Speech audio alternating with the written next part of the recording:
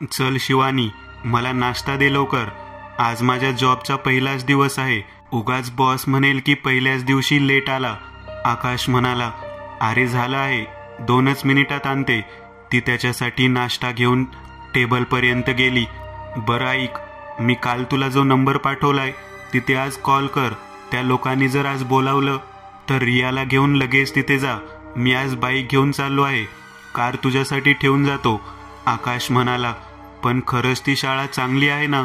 म्हणजे आपण पुण्याला होतो तेव्हा तो प्रश्न नव्हता, पण असा अचानक एवढं बोल्ड डिसिजन घेऊन आपण इकडे शिफ्ट झालोय तर मला जरा शंका येत आहे. शिवानी म्हणाली, अगं काळजी करू नकोस, ती शाळा या एरियातली सगळ्यात चांगली शाळा आहे. अगं आमच्या रत्नागिरीला तेवढं कमी समजू नकोस. तुला खोटं वाटेल, त्या शाळेमध्ये इथल्या मोठ्या मोठ्या पॉलिटिशियन्सची मुलं देखील शिकतात. तालुक्याला काम करणाऱ्या IAS IPS अधिकाऱ्यांची मुले देखील याच शाळेत शिकतात. ही शाळा आपल्या पुण्यातल्या शाळांच्या अगदी कोणत्याही बाबतीत कमी नाही, फीजमध्येही. आकाश म्हणाला, बरं ठीक आहे, मी त्यांना कॉल करते आणि त्यांनी बोलावलं तर रियाला घेऊन मी जाते. शिवानी म्हणाली. ब्रेकफास्ट संपवून आकाशने डबा घेतला आणि तोही निघून गेला. त्या नवीन घरात आज पहिलाच दिवस होता, त्यामुळे रियाला एकतर रात्रभर झोप आलेली नव्हती आणि झोप उशिरा आली, त्यामुळे तिला आता लवकर जागही येत नव्हती. शिवानीने देखील तिला जास्त उठवायचा प्रयत्न केला नव्हता.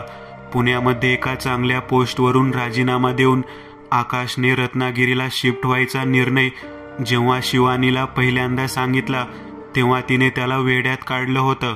शहरातल्या त्या गदारोळाला, त्या ट्रॅफिकला आणि त्या प्रदूषणाला तो अक्षरशः वैतागला होता. गेल्या 5 वर्षात त्याने 4 नोकऱ्या बदलल्या होत्या.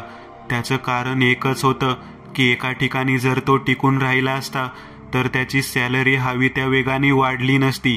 त्यामुळे तो प्रत्येक कंपनीत 1.25 वर्ष करायचा, तिथली इन्क्रिमेंट घ्यायचा आणि मग जॉब स्विच करायचा. अशामुळे त्याला नवीन कंपनीत त्या इन्क्रिमेंटच्या वाढीव पगारावरती हाईक मिळायची. खरं तर या सगळ्याची सुरुवात त्याने 10 वर्षांपूर्वीच विकासाच्या कॅन्सरने ग्रासलेलं पुणे शहर आता राहण्याच्या लायकीचं राहिलं नव्हतं. त्यामुळे या शहरात आपण फार फार तर सर्वाईव्ह करू, पण इथे आपल्याला शांत आणि सुखाचे जीवन कधी जगता येणार नाही. शहरातल्या त्या वाढलेल्या विकृत मानसिकतेचा परिणाम सणवार, उत्सव या गोष्टींवरही झालेला दिसत होता. प्रत्येक सणवार आले की आकाशच्या मनात धडकी भरायची. ध्वनी प्रदूषण, डीजेचे ते आवाज या सगळ्यामुळे कुठे ना कुठे त्याच्या आरोग्यावरही परिणाम झालेला दिसत होता. या सगळ्याच प्रॉब्लेम्समधून सुटका म्हणजे हे शहर सोडून एखाद्या शांत ठिकाणी राहायला जायचं. गेल्या वर्षभरापासून त्याने रत्नागिरीच्या आसपास असलेल्या छोट्या पण रत्नागिरी मुख्य शहराला कनेक्टेड अशा गावांमध्ये घर किंवा जमीन विक्रीला आहे का ते शोधायची सुरुवात केली होती. अशातच 3 महिन्यांपूर्वी त्याला रत्नागिरीपासून 13 किलोमीटर दूर असलेल्या वर्णे नावाच्या एका गावात एक घर विक्रीला ही बातमी कळाली. त्याने लगेचच त्या नंबरवर संपर्क केला. वर्णे गावातच राहणारा शरद काळे नावाचा एक एजंट त्याच्या संपर्कात आला आणि त्या एजंटच्या मदतीने त्याने हे घर विकत घेतलं होतं. तसं पाहता मार्केट रेटनुसार या घराची किंमत नाही म्हटलं तरी 50-55 लाख होती, पण काकुनास ठाऊक हे घर त्याला केवळ 28 लाखाला मिळालं. म्हणजे जवळजवळ 50% रकमेत त्याला हे घर मिळालं होतं. घर चांगल्या स्थितीत होतं. वर्णे गावातच असलं तरी शेजारी असलेलं दुसरं घर हे जवळपास 100 मीटर एवढ्या अंतरावर होतं. विटा मातीच्या बांधकामात बांधलेलं ते 1 मजली घर इनामदार नावाच्या एका माणसाचं होतं. शरदने आकाशला या घराचा इतिहास सांगितला होता. हे घर इनामदार यांनी 2013 मध्ये इथे जमीन विकत घेऊन बांधलं होतं. त्यानंतर 2 ते 3 वर्ष तो त्याच्या कुटुंबासोबत इथे राहिला होता. मग इनामदाराच्या बायकोचा बाळंतपणात मृत्यू झाला आणि त्याचं या जागेवरचं मन उडालं. तो सगळं काही सोडून मुंबईला निघून गेला. 3 वर्षापूर्वीच त्याचा कोविडच्या कारणाने मृत्यू झाला. त्याचा एक लहान भाऊ होता. त्यांनी ही प्रॉपर्टी विकायला काढली होती आणि त्याची जिम्मेदारी त्याने शरद काळेकडे दिली होती. त्यामुळे या जागेला असा काही जुना इतिहास वगैरे नव्हता. घराला एक 4 फूट उंचीची संरक्षक भिंत होती. घरापासून त्या गेटापर्यंतचं अंतर जवळजवळ 50 फूट एवढे लांब होतं. घराच्या उजव्या, डाव्या आणि मागच्या बाजूच्या भिंतीपासून ते घराच्या इमारतीचं अंतरही जवळपास 30-1 फूट असावं. घराच्या अंगणात एक तुळशी वृंदावन होतं, पण त्यात तुळस नव्हती. घराचं बांधकाम तसं नवीन पद्धतीच्या वास्तुशास्त्रानुसारच करण्यात आलं होतं. म्हणजे आतमध्ये इटालियन मार्बलचा मनमुराद वापर करण्यात आलेला होता. घरात प्रवेश केल्यानंतर एक मोठा हॉल, उजवीकडे किचन, हॉलमधूनच एक जिना वरच्या मजल्यावर जाणारा होता. जिन्याच्या बाजूला एका साईडला एक मोठी बेडरूम, जिन्याच्या दुसऱ्या बाजूला एक छोटीशी स्टोअर रूम होती. वरच्या मजल्यावर जवळपास 3 मोठ्या खोल्या होत्या आणि वर टेरेस होता. सगळ्यात सुंदर गोष्ट म्हणजे वरच्या मजल्यावर असलेल्या 3ही खोल्यांना घराच्या 3 बाजूंना उघडणारी प्रत्येकी एक बाल्कनी होती. घराच्या त्या मोठ्या अंगणामध्ये संरक्षक भिंतीला लागून ठराविक अंतरावर आंब्याची, पेरूची आणि कवठाची झाड लावलेली होती आणि ती झाडे आता खूप चांगल्या पद्धतीने वाढलेली होती. त्यामुळे घराच्या दोन्ही बाजूला हिरवळ होती. असं म्हणणं वावगं ठरलं नसतं. सगळं काही सोडून इकडे येणं सुरुवातीला शिवानीला पटलेलं नव्हतं. कारण एकतर पुण्यात इतका चांगला जॉब आकाशला इथे मिळणं महत्त्वाचं होतं, जे की अवघड पण होतं. दुसरा म्हणजे त्यांच्या मुलीची रियाची शाळा. रिया आता कुठे 2रीत होती. तिच्यासाठी चांगलं शिक्षण मिळेल अशी शाळा येथे असेल याबाबत शिवानी जरा साशंक होती, पण त्याने तिला कसं तरी कन्व्हिन्स केलं होतं. आकाशला आता कामावरती जाऊन 10-15 मिनिटे होऊन गेली. सकाळचे 9:30 वाजले होते. रिया तिच्या खोलीतून डोळे चोळत बाहेर आली. मम्मी. किचनमध्ये येत तिने शिवानीला मागून आवाज दिला. काय ग, झाली का झोप एकदाची? चल आवरून घे पटकन. शिवानी म्हणाली. पटकन तिचं सगळं आवरून तिने रियाला तयार करून ठेवलं, जेणेकरून जर शाळेतल्या लोकांनी आज बोलावलं तर लगेच निघता आलं असतं. 11 वाजता तिने शाळेत कॉल केला आणि शाळावाल्यांनी तिला दुपारी 1 वाजता रियाला घेऊन यायला सांगितलं. ही गोष्ट तिने त्याला कॉल करून सांगितली होती. मध्ये आता जवळपास 2 तास ती फ्री होती. ती अंगणात आली. अंगणात येत ती आता सगळं अंगण डोळे भरून पाहू लागली. तिला झाडांची आवड होती, त्यामुळे कुठलं झाड आपल्याला कुठे लावता येईल याचे हिशोब करत आता ती घराच्या उजव्या बाजूने मागच्या दिशेला आली. रिया तुळशी वृंदावनाच्या जवळच खेळत होती. शिवानी आता घराच्या मागच्या बाजूला आली. घराच्या मागच्या बाजूलाही प्रशस्त जागा होती. खरं तर आता कुठे तिला जरा थोडंसं कम्फर्टेबल वाटू लागलं होतं आणि आकाशचा शहर सोडून इथे यायचा निर्णय आता कुठे तिला जरासा पटू लागला होता. कारण शहराच्या त्या धकाधकीला ती देखील कुठे ना कुठे वैतागलेलीच दिसत होती. मागे असलेल्या नारळाच्या झाडांना वगैरे पाहून ती आता पुन्हा समोरच्या दिशेला यायला निघाली आणि अचानक तिची नजर घराच्या इमारतीच्या मागच्या कोपऱ्याजवळ गेली. तिथे लाल रंगाचा एक चिरंजा दगड जमिनीतून वर आल्यासारखा दिसत होता. ती जवळ आली. तो दगड म्हणजे फार मोठा असा काही नव्हता, पण जमिनीच्या खालून तो अगदी घराच्या इमारतीच्या मागच्या टोकाला अगदी चिकटलेला दिसत होता. क्षणभर त्या दगडाकडे बघत ती काही क्षण संमोहित झालेली. मम्मी, तुझा फोन वाजतोय. रियाने तिला आवाज दिला आणि तिची तंद्री भंग झाली. ती अंगणात समोरच्या बाजूला आली. फोन आकाशचा होता. आकाश बरोबर इकडचं तिकडचं बोलणं सुरू झालं. त्याचं काम सुरू झालं होतं. तो स्वतः एक इंजिनियर होता, त्याच्यामुळे त्याला असा काही जॉब मिळायला प्रॉब्लेम येणार नव्हता. आकाश सोबत बोलत बोलत ती अंगणात फेऱ्या मारू लागली आणि अचानक गेटजवळ उभा एक माणूस आणि एक बाई तिला दिसले. एक वयस्कर जोडपं होतं. त्या वयस्कर स्त्रीने एक नऊवारी साडी नेसली होती. डोक्यावरून पदर होता. त्या माणसाने धोतर, त्यावर एक पांढरा शर्ट आणि त्यावर एक कोट घातलेला. डोक्याला टक्कल होतं आणि पांढऱ्या मिशा होत्या. 1 मिनिट हा आकाश, बहुतेक कोणीतरी आलंय, मी तुला करते 5 मिनिटात. ती आता गेटजवळ आली. नमस्कार. तुम्ही इथे नवीन राहायला आलात का? त्या माणसाने तिला विचारलं. हो, आम्ही कालच इथे शिफ्ट झालोय. अच्छा, छान छान. मग कसं वाटलं आमचं घर? त्या माणसाने हसत विचारलं. तुमचं घर म्हणजे तुम्ही पण आधी इथे राहिला आहात का कधी? तिने विचारलं. हो, म्हणजे आम्ही राहिलोय. छान अनुभव होता इथं राहायचा. पण ती बाई पहिल्यांदा बोलली होती, पण बोलता बोलताच ती थांबली. बरं चला मग निघतो आम्ही. तो माणूस म्हणाला. तुम्ही कुठं राहता? इथे जवळपास कुठे राहता का तुम्ही? शिवानीने त्याला विचारलं. हो, आम्ही इथेच असतो. येता जाता भेट होतच राहील. तुम्ही आता दिसलात त्यामुळे जरा म्हटलं बोलावं. तो म्हणाला. ते दोघे तिथून निघाले. तिचा फोन परत एकदा वाजला. तिने फोन उचलला. पुन्हा एकदा आकाशचाच फोन होता. हॅलो, काय ग, कोण आलं होतं? आकाशने विचारलं. अरे काही नाही, इथे आधी एक जोडपं राहायला होतं. तेच आजी आजोबा होते. ते विचारत होते की कसं वाटते वगैरे. मग ते गेले. तिने आकाशला सांगितलं. जोडपं? बरं, ठीक आहे. पण इथून पुढे शक्यतो अनोळखी लोकांशी लगेच जास्त बोलणं टाळ. कसं आहे, एकतर नवीन जागा आहे. अजून आपण तिथे नीट सेटलही झालेलो नाही. त्यामुळे आकाशने तिला सांगितलं. हो रे, काळजी करू नकोस. तू कामावर लक्ष दे. आता मी पण रियाला घेऊन थोड्या वेळाने शाळेत जायला निघेन, ती म्हणाली. तिने फोन ठेवत गेटमधून बाहेर बघितलं. ते दोघंही गेलेले होते.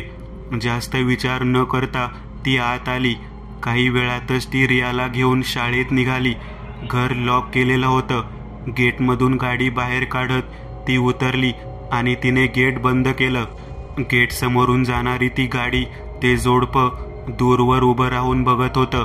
म्हाताऱ्याच्या चेहऱ्यावर एक विकृतीने भरलेलं आसुरी स्मित हास्य होतं.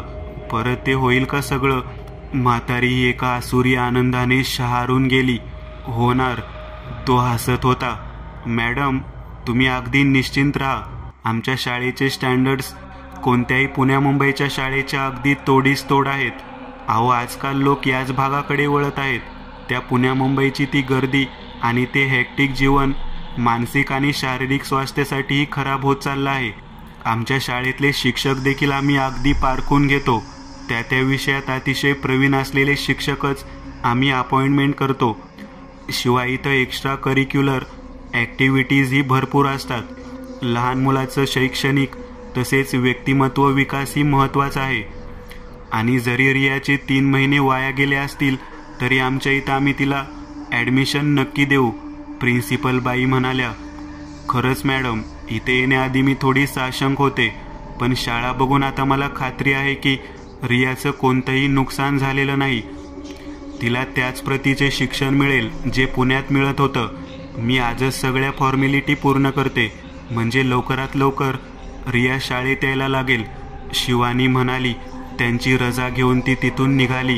शिवानी आणि रिया आता तिथून निघाल्या. 5 वाजले होते. रत्नागिरीपासून वर्णे गावाचा रस्ता म्हणजे 9 किलोमीटर हायवे आणि मग हायवेच्या डाव्या बाजूला जाणारा एक रस्ता जो पुढे 4 किलोमीटरचा होता, जिथं वर्णे गाव होतं. पावसाळी वातावरण झालेलं. दुपारी हलका हलका पाऊस पडून गेलेला, पण आता पावसाचा जोर हळूहळू वाढू लागला होता. रिया पुढेच बाहुलीशी खेळत बसलेली. शिवानीचं ड्रायव्हिंग चांगलं होतं. हायवेपासून डावीकडे वळणारा रस्ता तिला दुरून दिसू लागला. तिने इंडिकेटर दिला. अचानक त्या डाव्या बाजूला वळणाऱ्या रस्त्यावरून अचानक एक बाईकवाला थेट हायवेवर आलेला तिला दिसला. तो बाईक घेऊन वेगाने थेट हायवेच्या मधोमध आलेला. मागून येणाऱ्या एका ट्रकने त्याला धडक दिली. त्याची ती बाईक आधी 25 फूट उंच वर उडाली आणि मग खाली आदळून ती ट्रकच्या खाली अडकत फरफटत पुढे निघून गेली.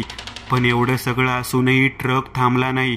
शिवानीच्या डोक्याला झिंझिन्याच आल्या. ते भयंकर दृश्य बघून त्या धक्क्यातून सावरत तिने शेजारी बघितलं. रियाने बहुतेक काही बघितलं नव्हतं. ती अजूनही बाहुलीशी खेळत होती. तिने पटकन गाडी डाव्या बाजूला जाणाऱ्या रस्त्याकडे वळवली. तिचे हातपाय थरथरत होते. घामाने अंग भिजलं होतं. ती हा प्रकार बघून चांगलीच थरारली होती. घरी येत तिने गाडी आत घेतली. गेट बंद केलं. रियाला आत घेऊन जात तिने पहिले तर पाणी प्यायलं. नक्की होतं काय ते? असं कसा तो ट्रक त्याला थेट उडवून गेला आणि थांबलाही नाही? बिचारा तो माणूस, घरचे वाट बघत असतील त्याची, पण आता तो कधीच परत घरी जाणार नाही. ती पाणी पिता पिता विचार करत होती. तिने लगेच आकाशला कॉल लावला, पण त्याने कॉलच उचलला नाही. तिच्या काळजात धस झालं आणि तिला एक एक प्रसंग आठवू लागला. ती बाईक, तो बाईकवरचा माणूस, कुठेतरी पाहिलं होतं मी असं वाटतंय त्याला. काळा शर्ट, आकाशने पण तर आज काळा शर्ट घातला होता. अपघात झाली ती बाईक देखील बुलेट होती. आकाशची पण बुलेट आहे. आकाश हेल्मेट घालत नाही, त्या माणसानेही हेल्मेट नव्हतं घातलं. म्हणजे तो माणूस, नो, असं नाही होऊ शकत. मी पण मूर्खासारखा विचार करत आहे. तो मला असं सोडून नाही जाऊ शकत. तिला काही क्षणातच घाम फुटला होता. तिने परत त्याला कॉल लावले 2 ते 3 वेळा, पण त्याने फोन उचललाच नाही. आणि अचानक त्या शांततेला चिरत तिच्या मोबाईलची रिंग वाजली. स्क्रीनवर आकाशचं नाव पाहून तिने पटकन फोन उचलला. हॅलो, सॉरी, गाडीवर होतो म्हणून उचलला नाही. त्याचा आवाज ऐकून ती रडायला लागली. अगं काय झालं? सगळं ठीक आहे ना? रडतेस काय? तू लवकर ये घरी, ती रडत रडत म्हणाली. हो मी आलोच, आकाश म्हणाला. काही वेळातच आकाशच्या बाईकचा आवाज ऐकू आला आणि शिवानीच्या जीवात जीव आला. ती धावत दारातून बाहेर अंगणात आली. तो अगदी सुखरूप होता.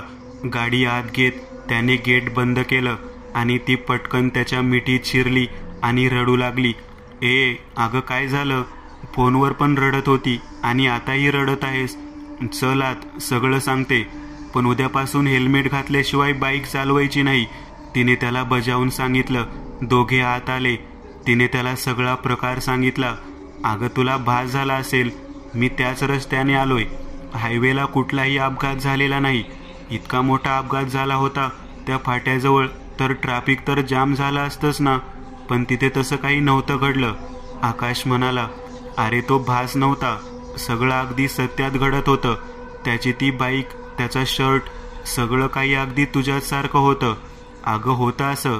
तुझी गेले 4 दिवस नीट झोप तरी झालीये का? मग आजही तुला रियाला घेऊन शाळेत जावं लागेल. झोप न झाल्यामुळे हे असे भास होतात. एक काम कर, आज लवकर झोप. तुला आराम मिळाला की नक्की सगळं चांगलं वाटेल, असं म्हणून आकाश त्याच्या खोलीत निघून गेला. संध्याकाळ झाली होती. शिवानी स्वयंपाकामध्ये गुंतलेली होती. रिया थोड्या वेळ अंगणात खेळून मग घरात आली. आकाश लॅपटॉपवर काहीतरी काम करत होता. रात्रीचे जेवण वगैरे उरकलं आणि ते त्यांच्या बेडरूममध्ये आले. रियासाठी वेगळी खोली होती, पण ती आज त्यांच्याबरोबरच झोपणार होती, कारण एकतर जागाही नवीन होती आणि तसं बघायला रिया खूप लहान होती. नवीन जागेत तिला झोपही लागली नसती आणि कदाचित रात्री भीतीही वाटली असती. झोपायच्या आधी गेट बंद करण्यात आलं होतं. तसेच घराचे मुख्य दरवाजे आणि खिडक्याही बंद करून घेतले होते. मध्यरात्र झाली होती. जवळजवळ 1-1:30 वाजला असेल. रियाला अचानक जाग आली. उठून बसत तिने इकडे तिकडे बघितलं. तिच्या उजव्या बाजूला शिवानी गाढ झोपेत होती, तर डाव्या बाजूला आकाशही अगदी निवांत झोपला होता. ती बेडवरून खाली उतरली. तिला कदाचित तहान लागली होती. थोड्या वेळातच ती खाली आली. डावीकडे असलेल्या किचनमध्ये जात तिने फ्रीज उघडला. फ्रीजमधून थोडंसं पाणी प्यायलं. बाहेर येत सहज तिची नजर खोलीच्या मध्यभागी गेली. खोलीच्या मध्यभागी ठेवलेली तिची बाहुली तिला आता दिसली. इथे कशी काय आली? हिला तर मी माझ्या बेडरूममध्ये ठेवून आले होते. मूर्ख कुठली, कुठेही झोपते. चल बेडरूममध्ये. बाहुलीजवळ तिने बाहुली उचलली. डॉली, असं कुठेही झोपायचं नाही, ती बाहुलीशी बोलत आता पायऱ्या चढू लागली. जिन्याच्या मधल्या टप्प्यात एक खिडकी होती, जी घराच्या मागच्या बाजूला उघडत होती. त्या खिडकीला ग्रिल्स लावलेले होते, पण खिडकीची झडप उघडी होती. रियाने त्या खिडकीतून बाहेर नजर टाकली. अंधारात घराच्या मागचा भाग नीट दिसत नव्हता, पण तिथे कोणीतरी होतं हे तिला तिथं होणाऱ्या हालचालीमुळे. पावसाळ्याचे दिवस होते. आभाळ भरून आलेलं. अचानक वीज चमकली आणि त्या प्रकाशात तिला काहीतरी दिसलं. तिच्या चेहऱ्यावर एक हास्य उमटलं. पण तो काही क्षणाचा प्रकाश नाहीसा झाल्यावर परत तिथं अंधार झालेला. ती त्या अंधारात डोळे ताणून काही दिसतंय का ते बघू लागली. पण काही मिनिटात कंटाळून ती परत वरच्या बेडरूममध्ये येत शिवानी आणि आकाशच्या मध्ये येऊन निजली. सकाळ झाली होती. रियाला शाळेत घेऊन जाऊन काही फॉर्मॅलिटी पूर्ण करायचं काम 2-3 दिवस पुढे गेलं होतं. शिवानी आकाशसाठी ब्रेकफास्ट बनवण्यात व्यस्त होती. रिया बेडरूममधून डोळे चोळत खाली आली. आकाश आवरून तयार होता. ब्रेकफास्ट करून तो आता निघायच्या तयारीत होता. काय पिल्लू, झाली का झोप? त्याने रियाला विचारलं. हो डॅडू, असं म्हणत ती त्याच्या मांडीवर येऊन बसली. त्याच्या प्लेटमधील एक घास त्याने तिला भरवला. रिया, आधी ब्रश कर जा. आणि तुझी ती बाहुली कुठेही काय टाकतेस? आता हॉलमध्ये पडली होती ती, मी उचलून ठेवली. शिवानी म्हणाली. अगं मम्मी, ती तर रात्री हॉलमध्येच होती, मी तिला वर घेऊन आले. रिया म्हणाली. चूप, खोटं बोलू नकोस, मी आत्ता उचलली आहे ती. शिवानी म्हणाली. खरं मम्मी, आय स्वेअर. जा आधी ब्रश कर. शिवानीने तिला दटावलं. रिया कन्फ्यूज अवस्थेत बाथरूमकडे गेली. कळलं ना तुला, म्हणून म्हणत असते. मोबाईल देत जाऊ नको तिला, ती खोटंही बोलायला शिकली आहे आता. आजकालची मुलं खूपच ओव्हर ड्रॅमॅटिक होत चालली आहेत. शिवानी त्याला म्हणाली. असू दे ग, लहान आहे ती, इतकं स्ट्रिक्ट होऊ नकोस. एकुलती एक आहे ना ती, आकाश म्हणाला. काही वेळ तिच्याशी बोलून तो आता बॅग घेऊन निघाला. काही वेळातच रिया आंघोळ करून बाहेर आली. नाश्ता वगैरे करून ती आता अंगणात बाहुलीसोबत खेळत होती. शिवानी घराच्या ओसरीत खुर्चीवर बसून पुस्तक वाचत होती. मम्मा मम्मा, तुला एक सांगायचं राहिलं. काल रात्री खूप फनी गोष्ट घडली. रिया तिला सांगू लागली. बरं. शिवानीने दुर्लक्ष केलं. अगं ऐक ना, आपल्या घराच्या मागच्या बाजूला काल एक अंकल आणि एक आंटी डान्स करत होते रात्री. रिया ते सांगताना हसत होती. शिवानीचं लक्षच नव्हतं. ती पुस्तक वाचण्यात खूप मग्न होती आणि तुला माहितीये, ती खूप फनी दिसत होती. रिया तो प्रसंग आठवून हसू लागली. पण शिवानीचं लक्षच नव्हतं. हे बघून ती परत एकदा बाहुलीशी खेळत आत गेली. मध्ये 5 मिनिट शिवानी पुस्तक वाचण्यात गुंग होती. पण अचानक रियाचं सगळं बोलणं आता कुठं तिच्या लक्षात आलं होतं. तिच्या अंगावर सरसरून एक काटा आला. ती त्वरित आत आली. रिया हॉलमध्येच होती. इकडे ये. काय म्हणाली तू मगाशी? कोण दिसतं तुला मागच्या बाजूला? शिवानीने विचारलं. हो ते ना. हो, ते एक अंकल होते आणि एक आंटी पण होत्या. ते डान्स करत होते, पण मला थोड्या वेळासाठीच दिसले ते. मग अंधार झाला. रिया म्हणाली. अगं नीट सांग, थोड्या वेळासाठी म्हणजे? अगं मम्मा, म्हणजे ते पाऊस पडायच्या वेळी स्कायमध्ये एकदम लाईट दिसते, त्या लाईटमध्ये मी बघितलं.